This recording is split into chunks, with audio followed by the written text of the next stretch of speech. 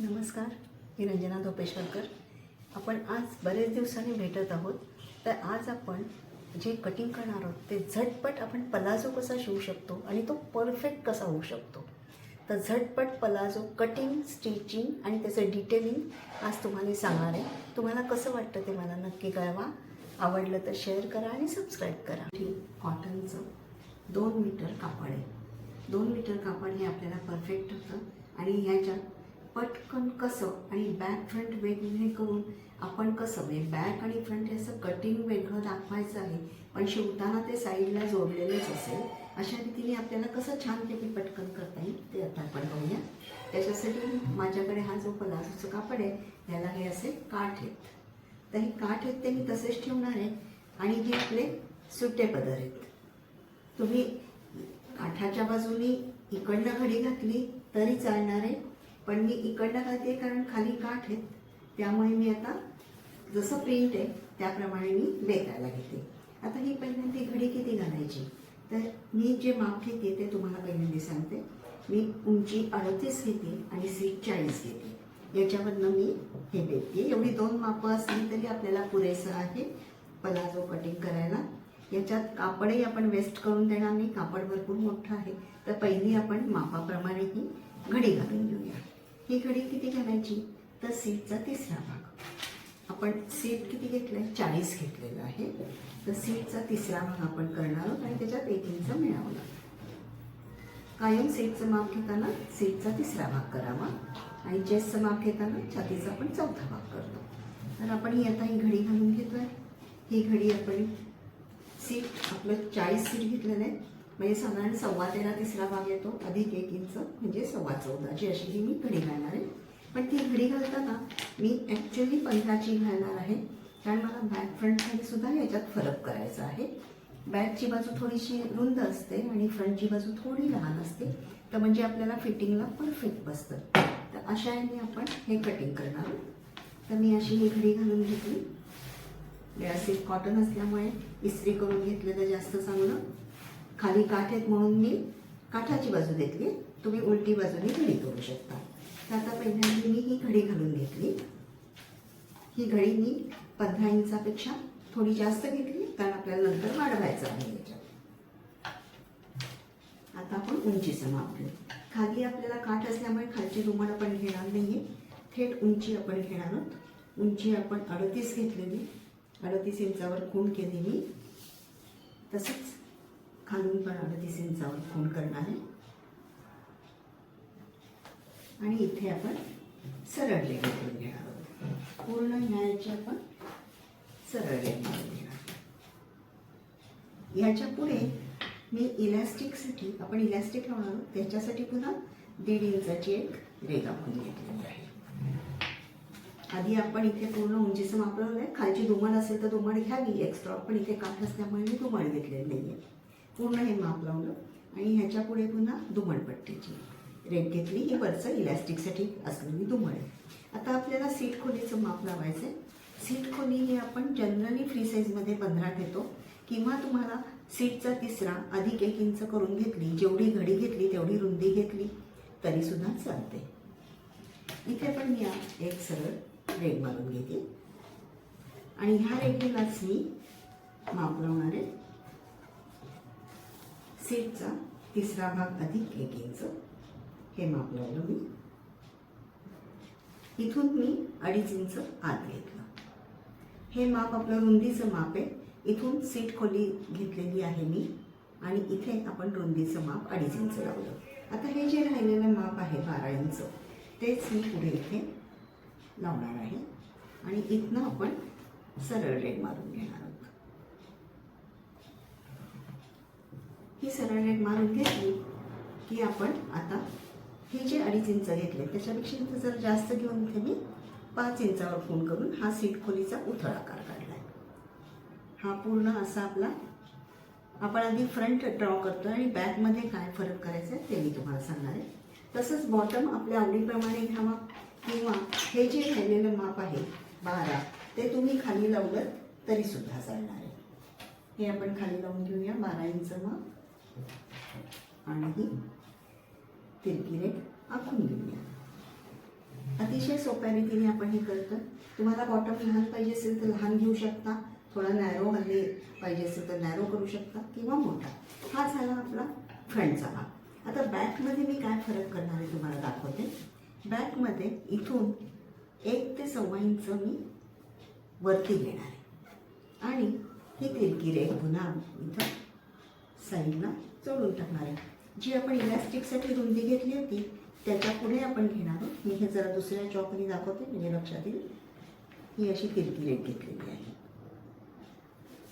तसंच ह्या बिंदूपासून मी 1.25 इंच आत घेते. अगदी परफेक्ट तुम्हाला पाहिजे असेल तर हे अगदी परफेक्ट मेजरमेंट येतं. इथनं 1.25 इंच आत घेतलं आणि इथनं 1.25 इंच बाहेर घेतलं आणि ही तिरकी रेघ अशी मिळवून टाकली. आता ही तिरकी रेघ म्हणजे ह्याचा मध्य करायचा आणि मध्यापासून मी थोडासा आकार बाहेर घेऊन इथं सीट खोलीच्या मापाच्या इथे 1/2 इंच जास्त मिळवला आहे आणि तोच भाग मी पुढे खालपर्यंत तिरका वाढवत जाते. म्हणजे थोडक्यात आपण आधी हा बेतून घेतला फ्रंटचा भाग, नंतर बॅकसाठी मी इथनं 1 इंच वाढवून साईडला जोडलं. साईडला जोडताना थोडंसं व्यवस्थित असं जोडायचं की इथे थोडंसं सरळ असं पुढे वाढवलं तरी चालेल.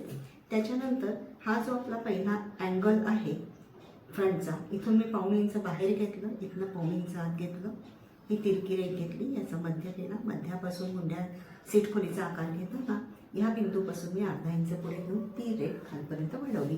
म्हणजे आपल्याला एका कटिंगमध्ये बॅक आणि फ्रंटचा फरक करता आला. आता आपण हे कटिंग करून घेताना लक्षात मात्र असं ठेवायचं, कटिंग करून घेताना मी सगळे बाहेरचा आधी आकार कट करून घेणारे, मग उलगडणारे आणि मग आतला आकार. कारण इथं घडी आहे त्यामुळे आपल्याला एकाच मापात दोन्ही बॅक फ्रंट एकत्र बसवायचे आहेत. त्यामुळे ही घडीची बाजू लक्षात घेताना कापताना घाई करायची नाही आहे. आधी मी पूर्ण हा आकार कापून घेणार आहे. दाखवते कसं घ्यायचं ते. पहिल्यांदा मी बॅकचा आकार कापला. तो बॅकचा आकार मी पुढेपर्यंत नेला. हे खरं मागे कोण आहे तरी मी पुढे नेला, कारण का मला हे दोन्ही पीस एकत्र आहेत त्यामुळे ते बघून कापायचे आहे. त्यामुळे आधी मी बाहेरचा आकार कापून घेतला आणि मग फ्रंटचा आकार जो आहे तो पण आपण कट करायचा आहे. तो कसा दाखवते मी.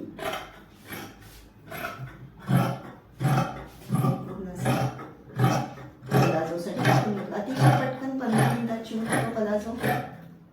फिटिंग पण छान होतं. वरती इलास्टिक घालायचं आहे त्यामुळे काही प्रश्न नाही. हा आपला पीस असा बाजूला करून झाला. आता हा आपला फ्रंटचा असा पीस आणि बॅकचा पीस एकत्र आहे. आता एकत्र आहे तर मी काय करणार, पहिल्यांदा हे उलगडून घेणार. म्हणजे हा आपला बॅक आहे आणि हा आपला फ्रंट आहे. मग फ्रंटला मी पहिल्यांदा जो आपण आखलेला आकार आहे तो देऊन घेणार. जो आपण फ्रंटला असा आकार दिलेला आहे तो आपण पूर्ण कापून घेतला आणि हा कापून घेताना खालची पण पूर्ण रेघ मी कापून घेतली. जे वाढवलेलं आहे ते आपण फ्रंटला नाही वाढवलेलं, ते बॅकला वाढवलेलं आहे. त्यामुळे जे वाढवलेलं आहे फ्रंटला नाही वाढवलेलं ते आपण कापून घेतो. तसंच आता हे झालं फ्रंटचा पीस. इथं फिनिशिंगला कुठे वाटलं तर असं अगदी फिनिशिंगला व्यवस्थित यावं असं कापून घेतलं. आणि आता बॅकचा पीस आहे. बॅकचा पीस मी आता कापणार आहे. तर बॅकचा पीस कापताना इथे आपण कापलेलं तुमच्या लक्षात येईल की हे इथनं आपण कापलेलं असताना हा जो आकार आहे तोच आकार आपण इथे वाढवून घेतलेला कट केलेला आहे आणि हा सीट खोलीचा आकार इथे वाढवून घेतलेला आहे. फक्त आपल्याला इथनं मागणं घ्यायचा राहिला तेवढा तो मागणं मी तुम्हाला घेऊन टाकणार आहे. इथनं 1.25 इंच आत घेऊन जो आकार दिला होता तो आकार घेऊन पुन्हा ह्या रेघेत मिळवून टाका. म्हणजे आपल्या एका पीसमध्ये बॅक आणि फ्रंटचे आकार तयार झालेले आहेत. मी पुन्हा आता तुम्हाला घडी घालून दाखवते म्हणजे तो फरक परफेक्ट आला की नाही आपल्याला कळेल. इकडनं आपण वाढवलेलं घेतलं आहे, इकडनं मागे घेतलेलं झालं आणि हा आकार बॅकचा, हा आकार फ्रंटचा. आता आपण हे कसं जोडायचं आणि 15 मिनिटात कसं शिवायचं. आपलं व्यवस्थित कटिंग करून झालेलं आहे, पटकन कटिंग करून झालेलं आहे. आता शिवायचं कसं हे आपण पटकन पाहूया आणि मग टिपा मारून घेऊया. त्याच्या आधी आपण कसं शिवायचं आहे ते बघूया. ही बाजू आपली सुलट आहे, ही उलट बाजू आहे. ही फ्रंटची बाजू आहे आणि ही खालची आहे ती बॅकची बाजू आहे. तर आपण उलट बाजूवर घडी घालून घेऊया. ही घडी घालताना जर तुम्ही बघितलं तर बॉटमपासून सीट खोलीपर्यंत असं आपण ठेवलेलं आहे. ह्याच्यात तुम्ही पाहिलं तर एक बाजू बॅकची आहे आणि एक बाजू फ्रंटची आहे, पण ती अखंड आहे. आता इथे आपण टाचण्या लावून घेऊया. इथे एक टाचणी लावली आपण, तशीच एंडला पण इथे अशी लावली आणि इथे आपण चॉकने एक रेघ आखून घेऊया. एकसारखं मार्जिन घेतलं, पाऊण इंच किंवा अर्धा इंच, तुम्हाला जसं योग्य वाटेल तसं मार्जिन घ्या. इथे कमी कमी करत अर्धा इंचावर मिळवून टाकलं. ही पूर्ण आपल्याला इथून इथपर्यंत एक टिप मारून घ्यायची. ही एका पायाची टिप झाली. लगेच तुम्ही ह्याला डबल टिप मारून घेतली तरी चालेल. तसंच आपण दुसऱ्या पायाचाही करून घेऊ. आपण फोल्ड करून घेऊया आणि ह्याला पण आपण टाचण्या लावू.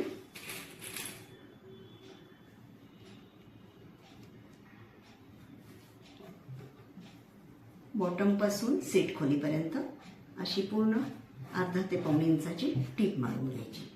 ही टीप मारून झाली की आपण थोडीशी त्याला एक कळी जोडणे म्हणतात, तर ती कळी कशी करायची ते आपण पाहूया. एक छोटंसं कापड घेतलं मी, राहिलेला तुकडा, त्याची घडी घातली,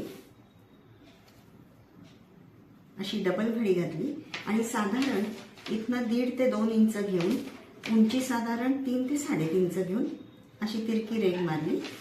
याला कळी म्हणतात. ही कम्फर्टेबल राहावी, उठता बसताना त्रास होऊ नये म्हणून ही कळी अशी आपण कापून घेतली. उलगडून पण दाखवते तुम्हाला. इथं थोडासा नॉच करून घेतला, ही कळी झाली. आता आपलं हे दोन्ही पायाचं असं जोडून झालं की आपण हे पाय असे ठेवणार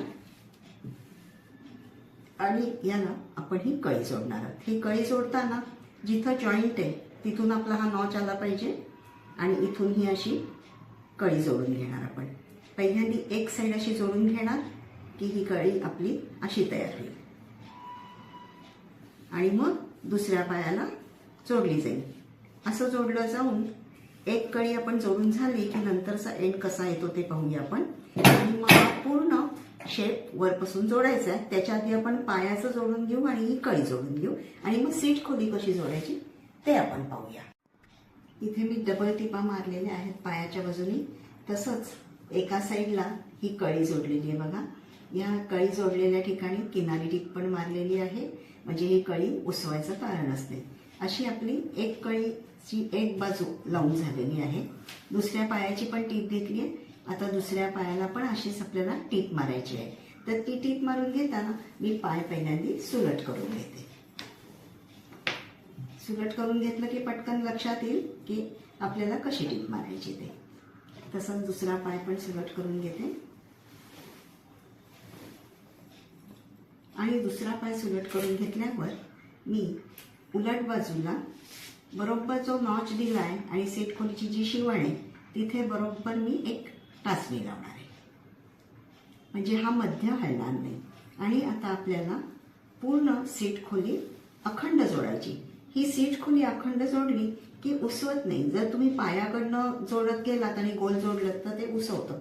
ही पूर्ण टीप अशी मारून घेणार आहोत. तशीच आपण पुढे शेवटपर्यंत अशी टीप मारून घेऊया. ही पूर्ण अशी एंडपर्यंत अशी अखंड टीप सीट खोलीला मारणार आहे. मध्ये कळी येईल, कळी पण जोडली जाईल. नंतर त्या कळीवर थोडीशी एक किनारी टीप मारली तरी चालेल. हे आपलं पूर्ण शिवून झालं की मग दुमड करून इलॅस्टिक करायचं कसं घालायचं ते आपण पाहूया. आपल्या सगळ्या टिपा मारून सगळा पलाझो पटकन तयार झालेला आहे. आता त्याला फक्त इलॅस्टिक घालायचं राहिलेलं आहे. वरची दुमडही घातलेली आहे. पण एक मला टीप थोडीशी सांगायची. सरळ बाजू असो, ताणणारी बाजू असो, कळीची तिरकी बाजू असो, कुठलीही बाजू असली तरी दोन्ही पीस जेव्हा एकत्र जोडतो तेव्हा दोन्हीचे ताण ओढून घ्यायचं नाही. टीप मारताना कधी ओढून टीप मारायची नाही. आता आपण हे पाहूया की कशी झाली. इथं ही कळी जोडलेली आहे. कळीवर मी कडेनी किनारी टीप मारलेली आहे आणि ह्या किनारी टिपेला आतलं जे शिलाई मार्जिन आहे ते कळीच्या बाजूला आहे. आता हे जोडताना काय लक्षात ठेवायचं आहे मुख्य म्हणजे की बॅकची बाजू मोठी आहे आणि फ्रंटची बाजू आपली लहान आहे. तर ती तशीच यायला पाहिजे. म्हणजे मागचा फोल्ड मोठा करून तसं येता कामा नये, तसंच फोल्ड करताना पीळ पडता कामा नये. ही क्रॉस बाजू आहे बॅकची, त्यामुळे ह्याला पीळ पडू शकतो. तर पीळ अजिबात पडून द्यायचा नाही. वाटलं तर एखादी छोटी प्लेट घेतली तरी चालेल, तुम्हाला पीळ पडतोय असं वाटलं तर, पण शक्यतो पीळ पडून द्यायचा नाही. म्हणूनच मी सांगितलं कुठलीही बाजू ताणली नाही. बारीक फोल्ड करून मग हा फोल्ड करताना ताणली बाजू नाही गेली तर कुठेही फिनिशिंग डिस्टर्ब होत नाही. आता ही आपली पूर्ण सलवार म्हणण्यापेक्षा पलाझो आपला तयार झालेला आहे. हा पलाझो पूर्ण तयार झालेला आहे. कळी लावून झालेली आहे, सीट खोली जोडून दुमट पण करून झाली. आता मेन प्रश्न असा की इलॅस्टिक लावायचं आहे. इलॅस्टिक किती घ्यायचं हेही सांगते. त्याच्या आधी इलॅस्टिक तुम्ही जेवढं घ्याल तेवढ्या मापाची ही दुमड असावी. याच्यापेक्षा मोठी असेल तर तुम्ही एक करू शकता की ह्याला डबल टिप खाली मारू शकता किंवा वरून एखादी टिप मारू शकता आणि ते मार्जिन ॲडजस्ट करू शकता. पण इलॅस्टिकच्या मापाचीच जुमड आली की चुण्या चांगल्या येतात. आता हा प्रश्न झाला, आता इलॅस्टिक कसं घ्यायचं ते.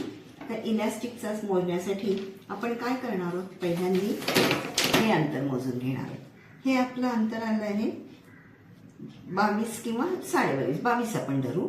आता 22चा आपण तिसरा भाग करायचा आहे. तिसरा भाग करायचा आहे म्हणजे 7 इंच आपण मायनस करणार आहोत. म्हणजे 22मधनं 7 इंच मायनस करून घ्यायचेत आपण आणि राहिलेलं माप आहे त्या मापाचं आपण इलॅस्टिक घ्यायचंय आणि हे इलॅस्टिक डबल घ्यायचं आहे. म्हणजे ही एक बाजू आपली झाली, तशीच दुसरी बाजू पण घ्यायची. किंवा अजून एक सोपी मेथड तुम्हाला सांगते. इलॅस्टिक असं धरून ठेवलं, जस्ट सहजपणे ताणलं आणि ते ताणून ह्या एंडपर्यंत कुठे येते बघायचं, सोडून द्यायचं आणि तशीच ती डबल बाजू घेतली की एवढं इलॅस्टिक आपल्याला परफेक्ट होतं. आता हे आपण मोजून घेऊया की बरोबर तेवढं येते की नाही बघूया आपण. आपले 7 इंच वजा केलेले आहेत की हे 22पर्यंत आलेले आणि ह्याच्या पुढे परफेक्ट येतं, दोन्ही परफेक्ट. काही काही वेळेस इलॅस्टिकचा ताण कमी जास्त असतो, त्याप्रमाणे आपण असं ओढून घेऊनही करू शकतो. पण जनरली हे अंतर मोजावं, ह्याचा 1/3 भाग वजा करायचा आणि 2/3 इलॅस्टिक घ्यायचं. आता हे आपलं दुप्पट इलॅस्टिक घेऊन शिलाई मार्जिनसाठी मी थोडंसं इथं वाढवून घेतलेलं आहे आणि इथं मी कट करणार आहे. आता हे कट करून थोडं मी जास्त ठेवलंय की कदाचित तुम्हाला टाईट किंवा लूज पाहिजे असेल तर त्याप्रमाणे करता यावं किंवा खूण करून घेऊन सगळ्यात शेवटी इलॅस्टिक कापलं तरी चालतं. आता हे मी पिनेनी इलॅस्टिक ओवून घेणार आहे. सरळ पिनेनी असं करून घेणार आणि दुमड करतानाच एका ठिकाणी फ्रंटला मी गॅप ठेवलेली आहे. बॅकला गॅप नाही ठेवायची, फ्रंटला ठेवली. तर फ्रंटला गॅप ठेवली आहे, तिथनं इलॅस्टिक मी पूर्ण ओवून घेणार आणि त्याला एक टीप मारून घेणार आणि त्याच्या पुढे कशा टिपा मारायच्या ते मी तुम्हाला आता दाखवते. आपण हे इलॅस्टिक ओवून घातलेलं आहे आणि इथे आपण टिपा मारून फिक्स केलेलं आहे. हे इलॅस्टिक घालताना काय लक्षात ठेवायचं, आत कुठे पीळ पडता कामा नाही. इलॅस्टिकला कुठेही आत पीळ पडता कामा नाही. याला चांगल्या डबल टिबल टिपा मारून घ्यायच्या. जर तुम्हाला अजून कमी पाहिजे असेल तर अजून जरा ओढून घेऊन अजून टिपा मारू शकता तुम्ही.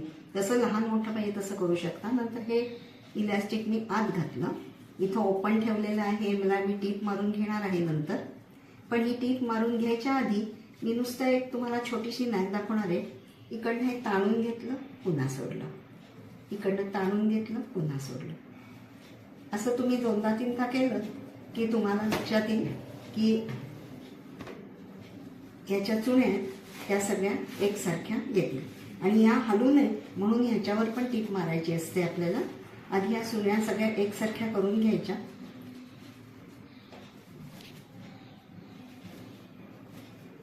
अशा ओढून एकसारख्या आहे बघा, एकसारख्या होतात ह्या टिपा.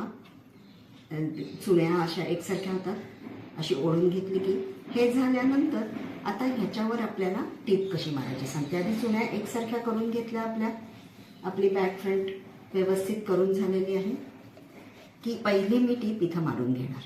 इथं टीप मारून घेतली की मी ह्या चुण्या न हलवता बरोबर वरून 1 इंच किंवा 1 इंचापेक्षा बरोबर मध्यावर टीप मारली तरी चालेल. काय ह्या चुण्या सारख्या हलू नयेत म्हणून इथं टीप मारायला सुरुवात करणार. इथे आधी मी फिक्स करून घेणार. चुण्या हलवणार नाही, फक्त हे कापड आहे ते ओढून धरणार, टीप मारून घेणार पुन्हा सोडून देणार. हे मी तुम्हाला मशीनवर प्रॅक्टिकल दाखवते की ह्या टिपा कशा मारायच्या. आधी मी ही टीप मारून घेते आणि मशीनवरच तुम्हाला दाखवते की ते ओढून कसं घ्यायचं आणि ह्या 2-3 टिपा कशा मारायच्या की त्यामुळे इलॅस्टिक आपल्याला रुतत पण नाही आणि अगदी छान असं बसतं. तर आपण मशीनवर आता एक टीप मारून दाखवते तुम्हाला की इलॅस्टिकला 3 टिपा कशा मारायच्या. एकसारख्या चुण्या इथे घेतलेल्या आहेत. आता मी ह्या एकसारख्या घेतलेल्या चुण्या अजिबात हलवत नाहीये. आधी मी सुई आत घालून त्याला एक फिक्स करून घेतला आणि त्याच्यानंतर ही इथं मी इलॅस्टिक सह कापड हातात धरलं, ताणून घेतलं आणि ताणून तेवढी सुई जिथे तुम्हाला वाटेल थांबा तिथं सोडायचं, पण ज्या चुण्या आहेत त्या आपण हलवायच्या नाही आहेत. इथे पुन्हा धरलं, पुन्हा ताणून पुन्हा अशी टीप मारली. चुण्या आपण अजिबात हलवत नाहीये, फक्त कापड ताणून घेतोय इलॅस्टिकसह आणि पुन्हा टीप मारून घेतोय. कापड ओढलं. हे कापड जर तुम्ही चुण्या सरकत गेलात तर शेवटी झोळ यायची शक्यता असते, त्यामुळे कापडाला झोळ येऊ नये म्हणून आणि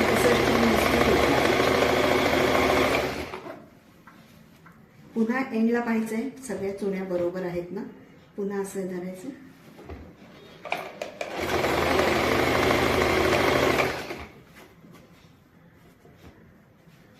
पुन्हा सोडून पाहिलं. जर तुम्हाला वाटलं तर पुन्हा इथे ताणून त्या एकसारख्या आहेत की नाही पाहून घ्यायचं.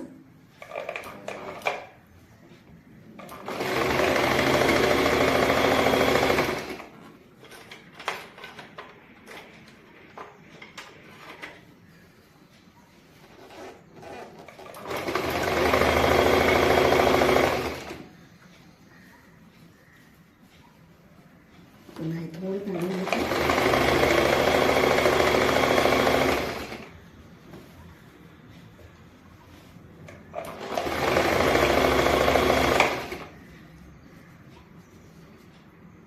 अगदी परफेक्ट येते, इथे कुठेही झोळ येत नाहीये.